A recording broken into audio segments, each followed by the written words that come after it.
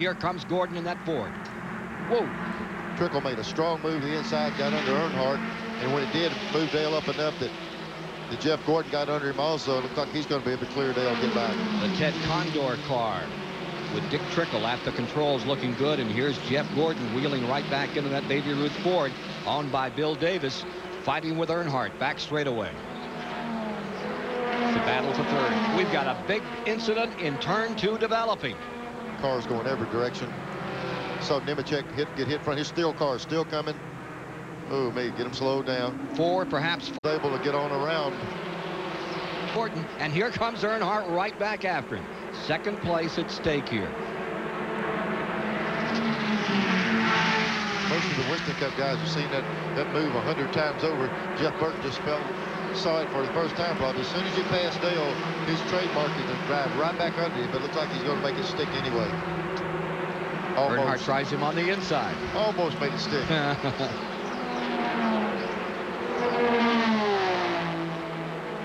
He may be the intimidator, but he's not intimidating Jeff Gordon in number 1 at least a little bit. Gordon right back around on the outside in Ford. Jeff Gordon in number 1. What a show he is putting on with Earnhardt in a battle for second position, while Mark Martin continues to draw away. There are now 46 laps complete, and among the leaders, Martin stays first, Gordon second, Earnhardt third, Todd Bodine being shown in fourth, with Dick Trickle in fifth, Sterling Marlin sixth, Dale Jarrett in seventh, Ward Burton is in eighth, Kenny Wallace in ninth, and Michael Waltrip in 10th. Schrader just outside that top 10. We've had problems with other things. It's just something that happened today. All right, we're down to halfway. Just about to lap the 13th place car. Grissom was number 1. They've thrown the caution out of the field to roll them, get them ready to come on to pit road. It'll slow them down a couple of laps. These are counting laps, which will make 1:02 officially the first segment, with 98 when they come back out and crank. Mark Martin blew up. Are you worried about the heart in this thing? No, not at all. You know, our motor's running good. We've tested it quite a bit on the dyno.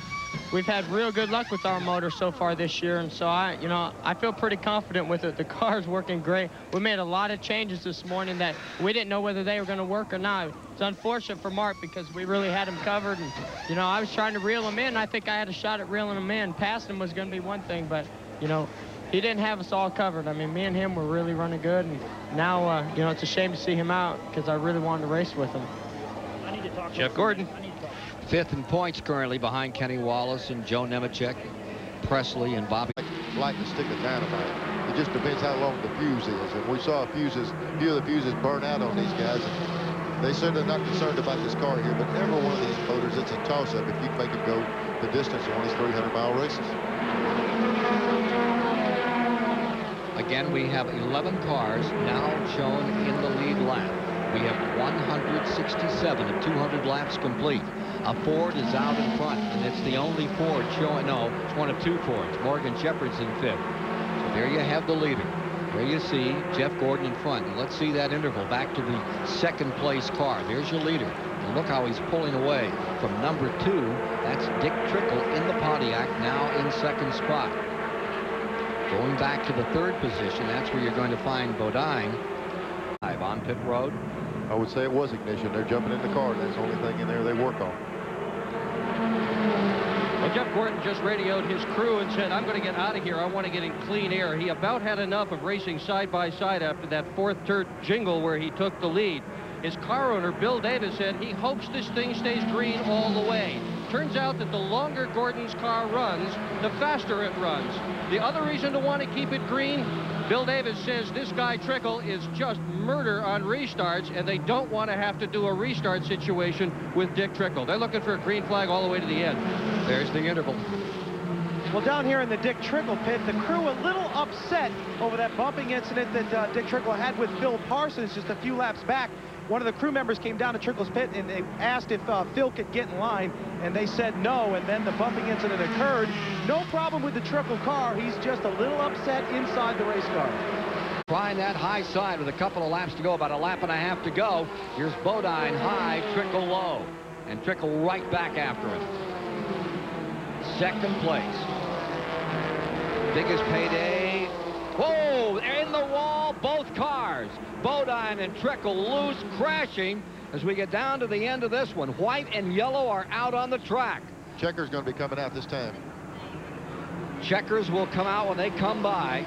It will be Jeff Gordon taking it home, but it looks like that second position is going to end up in the hands of Bobby Labonte, and it could move Morgan Shepherd to third. Let's sort this one out. Here is Bodine getting fired. He's trying to get back to the line. They're coming back across. Here is Bodine completing that lap. Checkers are out, and it is over in an unbelievable finish. The winner is Jeff Gordon.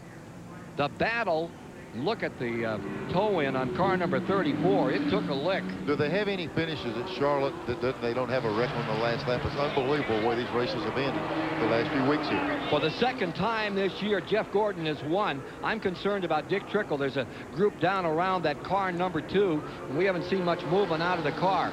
20-year-old Pittsboro, Indiana's Jeff Gordon flies to victory in the Baby Ruth Ford here in the Champion Sparkplug 300 this afternoon. At the finish line, Bobby Labonte will get second. Morgan Shepherd will come home third. Dale Jarrett fourth, and Sterling Marlin in fifth. There's Trickle standing outside the car. It's good to see him out of there. And all right, take a look again at this. Okay, here's Saban. Watch the back end brake loose. He turns the wheels to the right to correct. That's just natural instinct. When the rear comes around, you turn it into the right, and they got together. Similar situation we saw earlier with 2 cars. Air came off number 2. Yeah, when he drove outside him, he took a little bit of air off the car. Here we are down here again. Look at the back window flopping on this car. There's a panel loose on there. Straps loose on the back, but this watch the right front, left front. See him turn back to the right. That's what you do. You got to turn right to correct it. He didn't have enough room, and he clipped Bodine and took him around. You know, and just to the force of the air pulls the hood up on car number 2 before he even got to the wall, and then it all got collected. Talking to him. He can't hear us now. Can't hear anybody. He's on the way out of the car within moments. Jeff? You want to get him in the car? Ready? Yeah. Okay. Here's Jeff Gordon. Come on out of the car. Come on. All right. He's going to stand up. He's going to stand up. Jeff's going to stand up. He's going to wave at the crowd. There we go. There's the enthusiasm. All right. Your wildest moment must have been coming off that 4th corner when you got into the jingle with Dick Trickle and with Phil Parsons. Tell us about that. Well, you know, he was running really strong, and I knew it was coming down to the last few laps. I mean, there were still 20 laps to go, but Dick was running real strong. I didn't know if I could get by him. And Phil, you know, he was trying to get his lap back there, and Dick was battling with him, and I saw him get loose.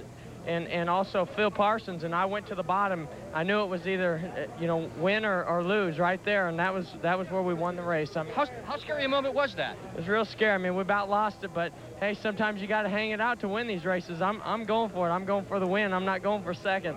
This is the oldest car in your stable. Don't these things wear out? This is the best car we've got in our stable. It's won twice now on super speedways from the pole. I can't say enough for this car. I tell you what, all the controversy that's been going on, these guys, I mean, they gave me everything that they had. I gave them everything I had. And no matter what happens, we're going to win races the rest of the season, try to win this championship. Biggest payday, biggest day in your career. Unbelievable. From the pole, I mean, I really didn't think it could be done, you know, and it was just our day. I mean, again, from Atlanta, it was our day. Today, it was our day. I mean, Mark gave us a heck of a run. Dick Trickle gave us a heck of a run, but, you know, can't say enough. I mean, we did it, and that's what counts. And they are all grinning. This is still a team sport, even if there's controversy, as Jeff Gordon just told you. His biggest day, this 20-year-old is going to have some more big days and a great career yet to unfold. $113,000 big this day. A Channel Lock Victory Lane interview with Jeff Gordon, successful here this afternoon in the Champion Sparkplug 300. More from Charlotte.